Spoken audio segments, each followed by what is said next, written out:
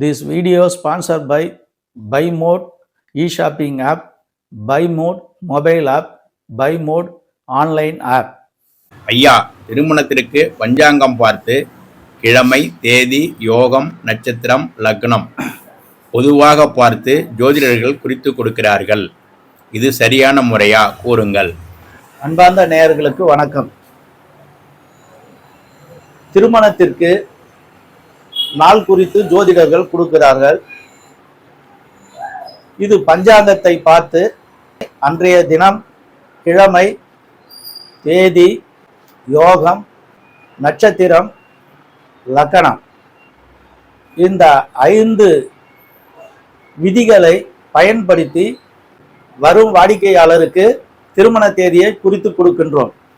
இது சரியான முறையா என்று கேட்கிறீர்கள். காலமாக பஞ்சாங்கத்தை பார்த்து இதன் அடிப்படையிலேயே ஜோதிடர்கள் குறித்து கொடுக்கிறார்கள்.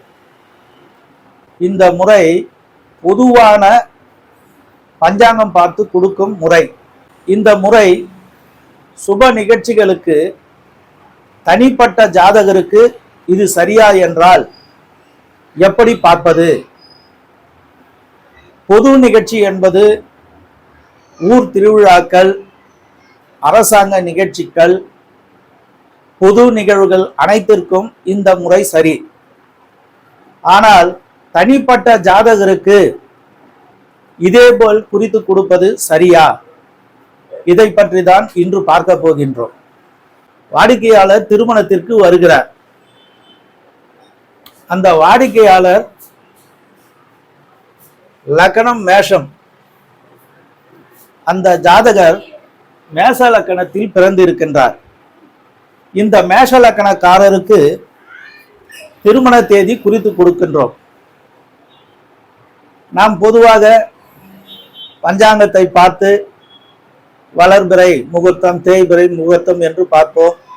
அடுத்தது கிழமை பார்ப்போம், அந்த தேதியை பார்ப்போம், யோகம் என்ன என்று பார்ப்போம், நட்சத்திரம், அன்றைய நாள் நட்சத்திரம் என்ன என்று பார்ப்போம்.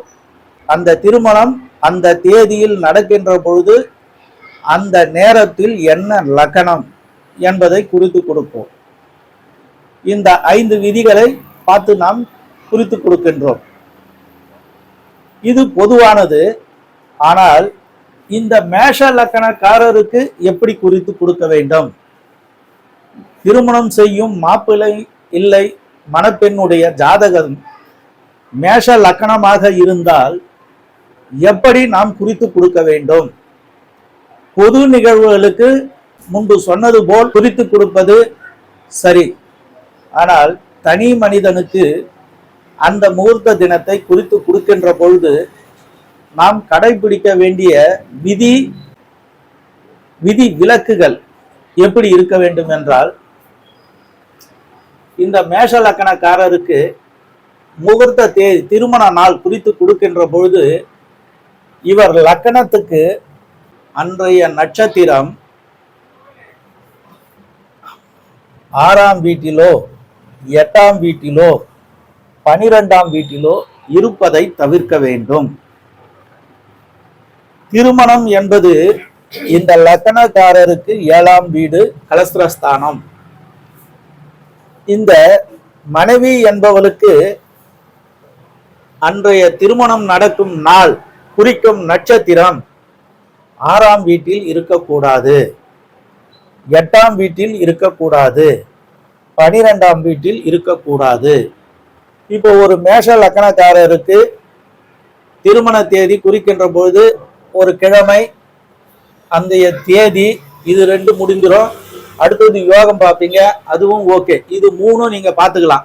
நல்ல யோகமா, அமிர்த யோகமா அப்படின்றத நீங்க பார்த்துக்கலாம்.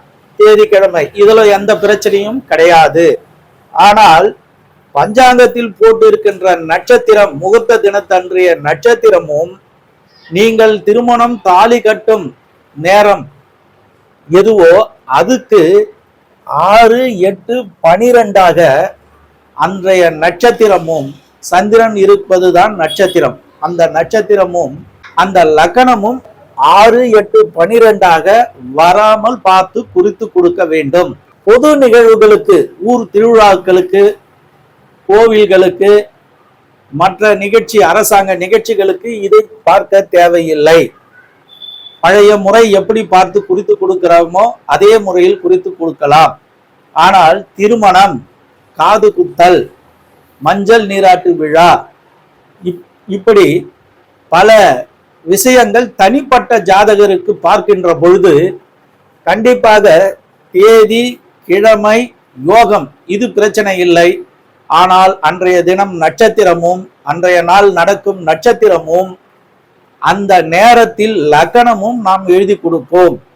இந்த இரண்டும் அவர்களுக்கு 6, 8, 12 வரக்கூடாது. இந்த மேஷ லக்கணக்காரருக்கு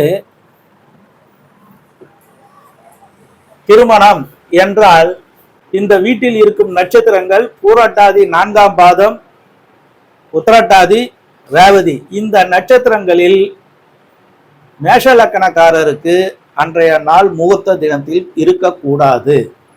அதே போல இந்த மேஷ லக்கணக்காரருக்கு கன்னி 6ஆம் வீடு, இந்த 6ஆம் வீட்டில் உத்திரம் நட்சத்திரம் 2, 3, 4 பாதங்கள், அஸ்த நட்சத்திரம், சித்திர நட்சத்திரம் 1, 2ஆம் பாதங்கள், இந்த நட்சத்திரங்களில் முகூர்த்த தினங்கள் குறிக்கக்கூடாது. அதே போல இந்த மேஷ லக்கணத்திற்கு 8ஆம் வீடு விருச்சகத்தில் விஷாகம் 4ஆம் பாதம், அனுஷம் சனி நட்சத்திரம் 4 பாதங்கள், கேட்டை புதன் நட்சத்திரம் 4 பாதங்கள், நட்சத்திரங்களில் அவருக்கு திருமண நாள் குறிக்க கூடாது.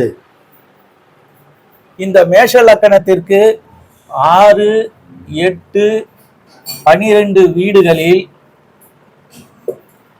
இருக்கும் நட்சத்திரங்களை வரும் வாடிக்கையாளர் ஆணாக இருக்கட்டும், பெண்ணாக இருக்கட்டும், அவர்களுடைய லக்கணத்திற்கு 6, 8, 12 இருக்கும் நட்சத்திரங்களை தவிர்த்து விட வேண்டும். இந்த மேஷ லக்கணத்திற்கு 6ஆம் வீடு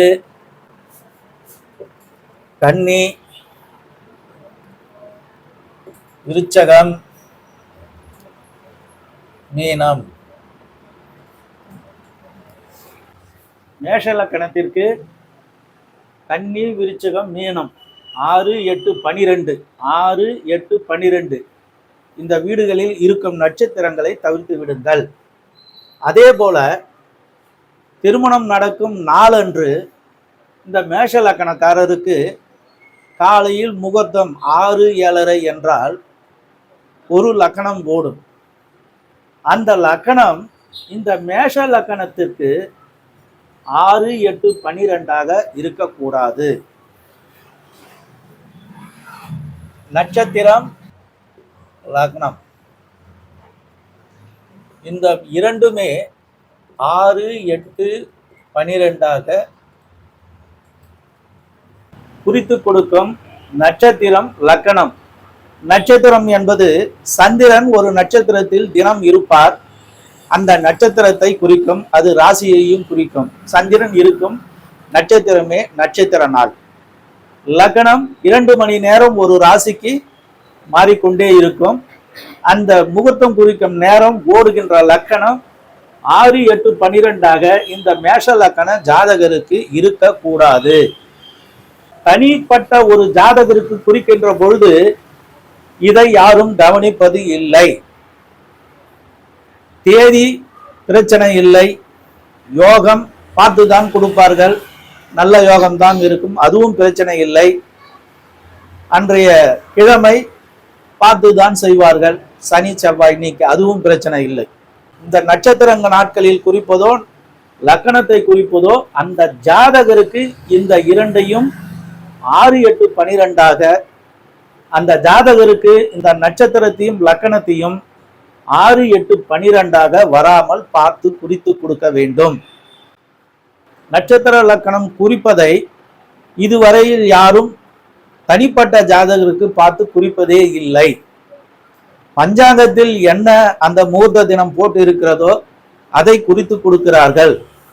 பஞ்சாங்கம் என்பது இந்த ஜாதகருக்கு ஒரு பெயர் என்று வைத்துக் கொள்ளுங்கள்.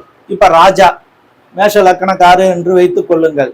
ராஜா என்ற மேஷ லக்கணக்காரருக்கு பஞ்சாங்கத்தில் கிழமை, தேதி, யோகம், நட்சத்திரம், லக்கணம் என்று குறிப்பிடவில்லை. பஞ்சாங்கத்தில் உலகத்தில் உள்ள நிகழ்ச்சிகளுக்கு குறித்து கொடுத்திருக்கிறார்கள். அதை தனி மனித ஜாதகத்துக்கு நாம் பயன்படுத்தி கொள்ள வேண்டும். எனவே தேதி, கிழமை, யோகத்தில் பிரச்சனை இல்லை. ஆனால் அந்த தேதியில் இருக்கும் நட்சத்திரம், அந்த திருமணம் நடக்கும் நேரத்தினுடைய லக்கணம், இவை இரண்டும் 6, 8, 12 அந்த ஜாதகருக்கு இருக்கக்கூடாது. இந்த முறையை திருமணத்திற்கு நாள் குறிக்கின்ற பொழுது எவரும் பார்ப்பது இல்லை. இந்த 5 விஷயங்களும் ஜாதகருடைய பலன் இல்லை. திருமணம் நடக்கும் நாள், அந்த நிகழ்ச்சி நல்லபடியாக நடக்க வேண்டும் என்பதற்கே குறிக்கப்படுகிறது. எனவே நட்சத்திரம் 6, 8, 12 இருந்தால் இந்த லக்கணக்காரருக்கு சிறப்பாக இருக்காது. அதே போல அந்த திருமணம் நடக்கும் நேரம் 6, 8, 12 லக்கணமாக இருந்தால் இந்த ஜாதகருக்கு சிறப்பாக இருக்காது. எப்பவுமே ஒரு ஜாதகருக்கு 8, 12 என்பது சிறப்பாக இருக்காது. 6 அப்படி இல்லை, வேலை, வெற்றி எல்லாம் 6ல் இருக்கிறது. திருமணம் என்ற கேள்விக்கு வருகின்ற பொழுது 6ஆம் வீட்டில் இருக்கும் நட்சத்திரத்தை குறித்து கொடுக்க கூடாது. இது திருமணத்திற்கு மட்டும்தான் 6ஆம் வீட்டில் இருக்கும் நட்சத்திரத்தையோ லக்கணத்தையோ குறித்து கொடுக்காதீர்கள். மற்ற விஷயங்களுக்கு 6ஆம் வீட்டில் இருப்பதை நீங்கள் பார்க்கலாம். ஒரு வழக்கு இன்றைய தேதியில் 6ஆம் வீட்டில் இருக்கும் நட்சத்திர தேதியில் வழக்கு வருகிறது என்றால் இவருக்கு அது வெற்றியை கொடுக்கும். எனவே கேள்விக்கு தகுந்தாற் போல் ஜாதகத்தில் நாம் பலன்களை பார்க்க வேண்டும். இது திருமணத்திற்கு குறித்து கொடுக்கின்ற பொழுது அந்த தேதியில் இருக்கும் நட்சத்திரம் 6, 8, 12 இருக்கக்கூடாது. அதே நிலையில் திருமணம் நடக்கும் நேரம், ஓடுகின்ற லக்கணம் 6, 8, 12 இந்த மேஷ லக்கணக்காரருக்கு இருக்கக்கூடாது.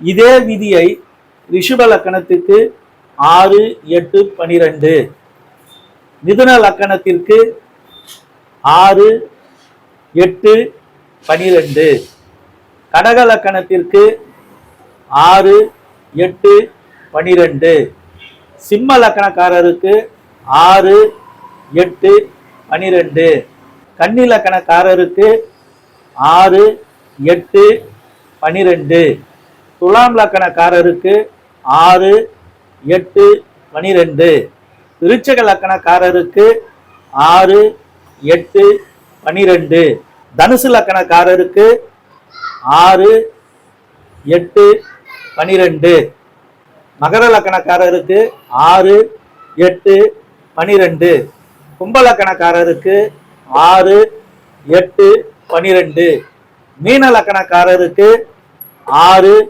8, 12. இப்படி ஒவ்வொரு லக்கணத்திற்கும் திருமணம் நடக்கும் அந்த நாளில் நட்சத்திரங்களையோ லக்கணத்தையோ குறித்து கொடுக்காதீர்கள். இந்த வீடியோவில் திருமணத்திற்கு நாள் குறிக்கின்ற பொழுது பொதுவாக பஞ்சாங்கத்தில் இருக்கின்ற கிழமை, தேதி, யோகம், நட்சத்திரம், லக்கணம், திருமணம் நடக்கும் நேரத்தினுடைய லக்கணத்தை அப்படியே எழுதி கொடுக்காதீர்கள். இது பொதுவாக சொல்லப்பட்ட விஷயம், உலக விஷயத்திற்காக பொதுவாக பஞ்சாங்கத்தில் குறித்து கொடுக்கின்ற விஷயங்கள். இதை தனி மனித ஜாதகத்திற்கு இப்பொழுது நான் கூறியது போல் பயன்படுத்தி அந்த நாள் நடக்கும் திருமணம் நல்ல விதமாக சந்தோஷமாக நடக்க வேண்டும் என்று இந்த முறையை பயன்படுத்தி இனி வரும் வாடிக்கையாளர்களுக்கு குறித்து கொடுங்கள். திருமணத்திற்கு நாள் குறிக்கின்ற பொழுது பரணி, பூரம், பூராடம் நட்சத்திரங்களை தவிர்த்து விடுவார்கள். இதை ஏன் தவிர்த்து விடுகிறார்கள் என்றால், ஜோதிடத்தில் காரக பாவ நாஸ்தி என்று கூறுவார்கள். களத்திரக்காரகன் சுக்கிரன். இந்த களத்திரக்காரகன் சுக்கிரனுடைய நட்சத்திரங்கள் பரணி, பூரம், பூராடம் 3 நட்சத்திர நாட்களில் திருமண தேதியை குறித்து கொடுக்க மாட்டார்கள். முகூர்த்த தினம் குறிக்கின்ற பொழுதே இந்த நட்சத்திரங்கள் வராது. களத்திரகாரகன் சுக்கிரன் என்பதால் காரக பாவ நாஸ்தி என்ற விதியின் அடிப்படையில் சுக்கிரன் நட்சத்திரங்கள் இந்த 3 நட்சத்திரங்களில் திருமண தேதியை குறித்து கொடுக்க மாட்டார்கள். ஜாதகம் பார்க்க வேண்டும் என்றால் அவர்கள் பெயர், தேதி, நேரம், பிறந்த ஊர் இந்த 4ஐயும் வாட்ஸ்அப்பில் அனுப்பிச்சிடுங்க. ஒரு ஜாதகத்திற்கு 500 ரூபாய். திருமணம் பொருத்தம் பார்க்க வேண்டும் என்றாலும் 2 ஜாதகம், ஆண் பெண் ஜாதகம் 2ஐயும் அனுப்புங்கள். ஒரு ஜாதகத்திற்கு 500 ரூபாய். வாட்ஸ்அப்பிலே உங்கள் தகவல் ஜாதகத்தை அனுப்புங்கள். உங்களுக்கு போன் மூலமாக அழைத்து பலன்கள் சொல்லப்படும். இந்த வீடியோ பார்த்து கொண்டிருக்கும் நேயர்கள் லைக் பண்ணுங்க, கமெண்ட் பண்ணுங்க, ஷேர் பண்ணுங்க. கண்டிப்பாக சப்ஸ்கிரைப் செய்து கொள்ளுங்கள். தொடர்ந்து யூடியூப் சேனலில் ஜோதிடத்தை பற்றிய தகவல்கள் வந்து கொண்டிருக்கும். உங்கள் ஆதரவை நல்குமாறு கேட்டுக்கொள்கிறேன். சிவசித்தர் ஜோதிட பயிற்சி மையம், உளுந்தூர்பேட்டை. ஜாஸ்கரா ஜோதிட கலாரத்னா ரவி. நன்றி.